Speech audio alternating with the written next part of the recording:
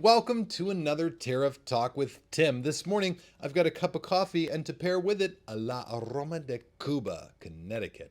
And I was thinking of Anthony Mazzola when I picked out this cigar. I said, if that bald, beautiful man can do it, gosh darn it, so can I. Now I want to talk to you guys about these tariffs, because now we have information that we didn't have before.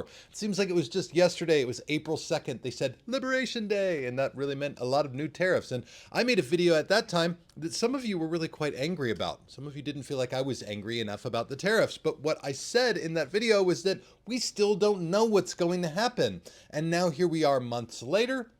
It's August 2nd, and just now we're starting to get answers. And so I'm going to take you through what's happened with the tariffs, how they work, and why I'm not super upset about it. So first of all, we've landed on one adjustment to the 10% tariffs we had on Nicaragua, the Dominican Republic, and Honduras.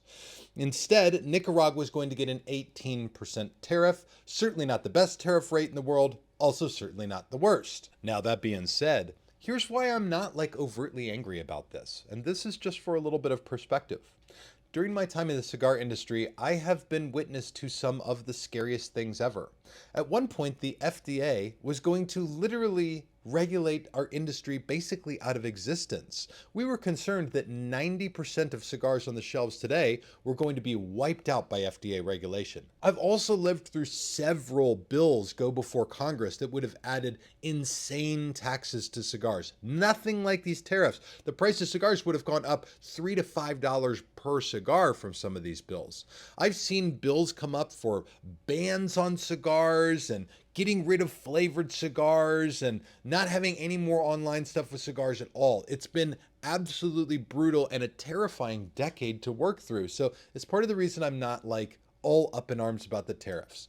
At the end of the day, nobody likes it when the price of anything goes up. That's zero fun.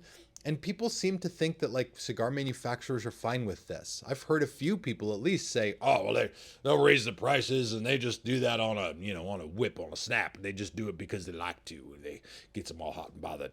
That's not the truth. Cigar makers hate raising their prices. Nothing is worse for them than that, because every time you do it, you lose a certain number of people who felt like your cigars were affordable before and suddenly feel like they aren't. It's something that is a brutal reality for everybody. But in retrospect, from what I've seen in this industry over the last decade, some things that are truly, losing sleep, nightmare horrifying. An 18% tariff on Nicaragua isn't the absolute worst thing to happen, although for sure, it's not even on the list of good things that have come about. So there we go. Now you guys know. And drop your comments and questions down below. I'd love to catch up with you guys about them there. Have a very smoky day.